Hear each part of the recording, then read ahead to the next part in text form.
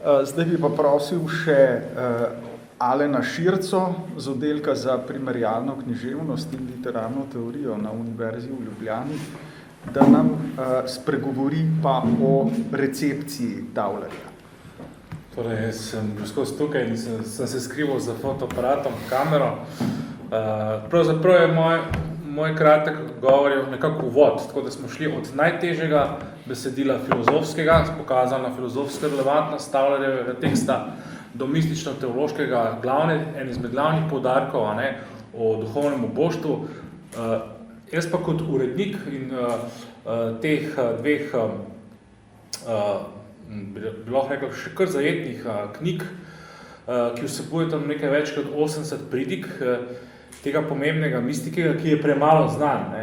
Tauler je v resnici zaradi tega, ker je v 20. stoletju pač pravzaprav tako rekoč iz pozabe skoraj vzniknil genij mojstra Eckarta, nekako zatonilo to zanimanje za Taulerja. Ampak, če bi pogledali zgodovino tega, je njegov vpliv neverjetno velik in gre za eno pač temeljno figuro zahodne duhovnosti in je res škoda, da tako malo vemo o njem. Pravzaprav tudi to je velik projekt, to prevesto je Alfred Leskovec prevajal kar nekaj časa, tudi smo izdali 2 zvezka v zamiku 3-4 let. Tauler, kot smo že slišali, je bil dominikanec iz začetka prve polovice 14. stoletja, umrl nekje okoli 1460, doma iz Strasburga, skozi se je gibal nekje v tem porenskem prostoru. In kot pridigar pravzaprav ni nič napisal. To, kar imamo, so nekakšni stenografski zapisi njegovih poslušalk. Vemo, da je veliko pridigal tudi pri dominikankah, se pravi pri nunah, tudi pri beginah in tako dalje. To se vidi, ker so pač določene sintaktične nepravilnosti. Po drugi strani je pa jezik zelo bogato podobje, za razliko od Eckarta, kot je že pozoril Jernej, je veliko bolj briljiv, veliko bolj praktičen, se pravi, in na nek način seveda zelo interesanten tudi za današnjega bralca. Ne glede tudi, da je pač to tekst, ki je star praktično 600 let, da izhaja iz poznega srednjega veka in je ta kontekst, ki je mogoče na začetku bralcu danes malo tuj, pa vendar jaz mislim, da se zelo hitro lahko najdemo pravzaprav teh nekih zelo konkretnih stvari. To, kar recimo že je povedal, je zelo temeljno. Ne gre samo za neke spekulacije o mističnem zadinjenju, o tem, kako pač. Ampak pravzaprav ta praksis, ta praktična nota je tukaj zelo pomembna in zaradi tega je tudi tako močno vplival. Pravzaprav ne moramo si predstavljati, zelo dobro jaz, ko sem pač bral nekaj tudi pisal o teh stvareh, se pravzaprav ta vpliv bere kot taka zelo napeta zgodba, ker pravzaprav cela Evropa ga je poznala, to pa zaradi tega, ker imamo pravzaprav tako imamo inkunabulo. Že pred 1500 izide njegove pridige v tisku, tako v Leipzigu, potem so še druge izdaje v Kölnu, in ki jo je pripravil jezuit Peter Canisi, ki je pač avtor prvega katoliškega katehizma, in za njim to prevede kartuzijan Suri v latinščino. In ker je latinščina jezik, ki so ga pač tedaj pravzaprav v Evropi precej dobro obvladali, nekako to zaide po celi Evropi. Tudi, če pogledamo v Nuku, imamo kölnško izdajo, nisem žal imel časa, da bi prevedel, kakšna je provenienca, potem ima kapucinski samostan v Škofji Loki ima inkunabulo Taulerja, v tem kvartu, manjši izdaji, in tako dalje. Mislim, da je še menoritski samostan in še kje, kar ni recimo mogoče dostopno okolici. Tudi v tem prostoru se Taulerja bralo, ker je veljal za eno največjo avtoriteto mistike, vse recimo do Janeza od Križa in Terezije Janezke, o španski mistiki. In pravzaprav tudi danes so neke študije pokazale, da je vplival na Janeza od Križa. To, kar Janez od Križa imenuje temna noč duše. Namreč, vsi smo že slišali, to je pač o tem, kar je tudi Jernej zelo dobro govoril, o tem, da je vsaka duhovnost tista duhovno, ne samo krščanska, ampak pravzaprav duhovnost je vedno mora iti skozi to preizkušnjo. Noč, recimo je noč vere, ki je tista temeljna zadnja etapa v tem samo odpovedi, kjer je pač pravzaprav gre pravzaprav za odpovedi samu sebi in celo Bogu, kot lastnim predstavam o Bogu in tako naprej. Pravzaprav to izhaja iz Taulerja. Tudi Tauler to imenuje noč, on ima sintagmo Arbeit der Nacht, to je delo noči. Tako da v bistvu zaradi tega, ker je bil Tauler v bistvu pravzaprav zelo močno tudi tiskan in rokopisno razširjen v nizozemskem prostoru. In vemo, da v tem času seveda obstaja španska nizozemska, v 16. stoletju, tako da Španija in Nizozemska imata pravzaprav izredno močen to trgovino in pač izmenjavo, tudi duhovnem smislu. Tako da je v bistvu zelo zanimivo. In kar je pa po drugi strani zanimivo, je pa tudi, da ga zelo cenijo protestanti. To pa zaradi tega, ker ga je mladi Luther odkril, bral to prvo leipziško izdajo in si delal zapiske. To je zelo mladi Luther, še pred tem fazo, ko je pač nabil te teze, se pravi, ko je še v bistvu se zelo zanimal za mistiko, in prav zaradi tega, sicer se temu kasneje odrekel, kasneje je zanimivo, o tem so tudi mnogi razpisali, zakaj je stari Luther v bistvu to mistično duhovno zavrnil in je imel kot za neko švarmeraj, neko sanjaštvo. To je tudi zanimivo vprašanje. In tudi Luther je bral to nemško teologijo, ki smo jo tudi mi, Gorazd Kocijančič je to prevedel pred časom in jo imamo tudi tam, tako da se moramo malo pohvaliti, da naša založba, pravzaprav Logos se veliko delamo, da pač poskušamo prevesti, posodovati te besedila, ki so zelo pomembna, torej nemška teologija, ki jo je imel Luther, seveda pravzaprav to je anonimno delo, ki pa jo je imel Luther za Taulerja, kot za povzetek Taulerjeve doktrine.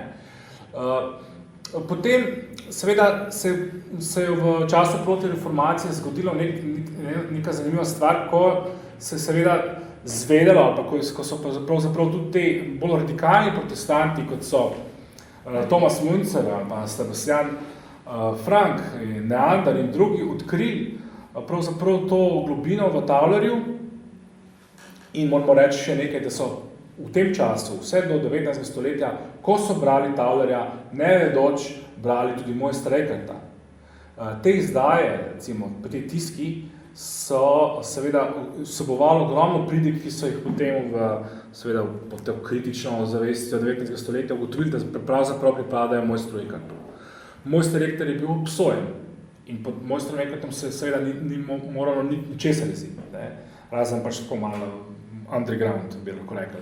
Ampak to so znali v svojem času tako poskrbeti, da so te nekako pod Tauler, ki Tauler je bilo čisto, nikoli ni bil osumljen za neko resno herezijo, čeprav tudi to je bil problem, ampak to je bil verjetno bolj ta politični, recimo v Španiji nekaj časa je nek jezuit, recimo, ga hotel dati na indeks, ampak vemo, da španska inkvizicija je bila zelo politični instrument, tako da to v resnici ni uspelo.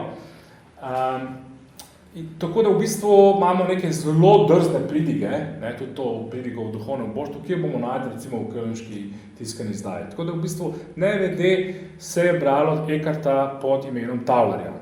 In seveda generacije za generacije so se navduševali nad temi teksti, ki so zelo globoki, ki so pravzaprav najglobji teksti, ki jih imamo v zahodni tradiciji, poleg recimo buma te španske mistike, ki je potem pač nekako nesrečno je bilo to, da je ta španska nekako hitro doživela neko kanonizacijo, se pravi in Terezija Navijska in Janez od Križa sta hitro doživela status svetnika, potem tudi duhovno učiteljstvo in tako naprej. Medtem ko ta nemški, recimo Henrik Suzo je bil postal nekako blažen po nekem zanimivem, pravzaprav edini od te velike trojice, tukaj imamo še Ruysbrucka, pravzaprav nizozemskega, flamskega, bolje rečeno, mistika, ki je spet postala neka legenda, da sta se nekoč Tauler in Ruysbruck dobila in pravzaprav, tako da imate, vedno je ta konec odprt tudi na to flamsko tradicijo, tako da danes imenujemo te tradicije, rečemo bolj egzaktno, rensko-flamska mistika. Torej, ta zgodba je zelo zanimiva, ne, torej, ogromno vpliv, potem recimo imamo prav posebna, zanimiva se italijanski vpliv, ne, kako v bistvu Tauler, ki je Nemec preko latinskih prevodov udrel v Italijo in se nenadoma zelo nadušujejo nad njim. Ne. Recimo tudi te znane imena, kot so Aloisi Gonzaga, Bellarmino, potem pač in drugi, ne, ki so brali Taulerja in ga omenjajo, ja, bral sem Taulerja, to je čudovito. Ne. In recimo potem je celo ta Pavel od Križa, ki je ustanovil prav poseben red pasionistov, on je postavil kompletno svoje pravila in celotno duhovnost na Taulerju, ne, in na izkustvu te noči. Ne. Seveda tudi Janez od Križa je gotovo vedno bil tukaj navzoč.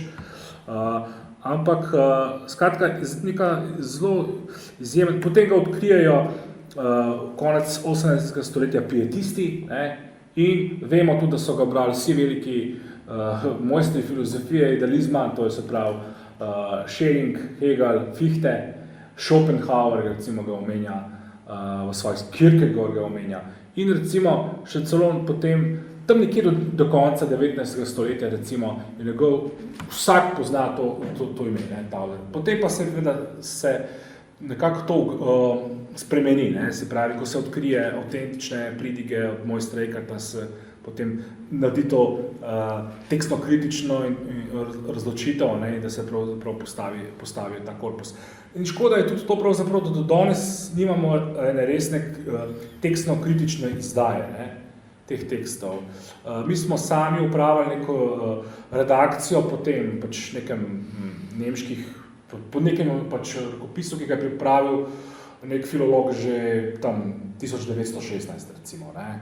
Ampak to ni tekstno kritična izdaja, tako da to je res nekako škoda, ampak vendarle zdaj imamo v slovenskem prevodu to delo in jaz mislim, da bo za tistega, ki ga zanima duhovnost, ne, ki ga zares zanima krščanska duhovnost, opazil in videl, da pravzaprav je to delo aktualno, tako kot je bilo aktualno pravzaprav za vse te generacije in seveda tudi na različnih, tudi na mediteranskem področju, ne samo na germansko-severnjaškem. Tako, to sem jaz želel samo na kratko upozoriti na relevantnost, Taulerja in da jaz upam, da bo se pač to ime nekako bolj postalo prepoznavno in zveneče.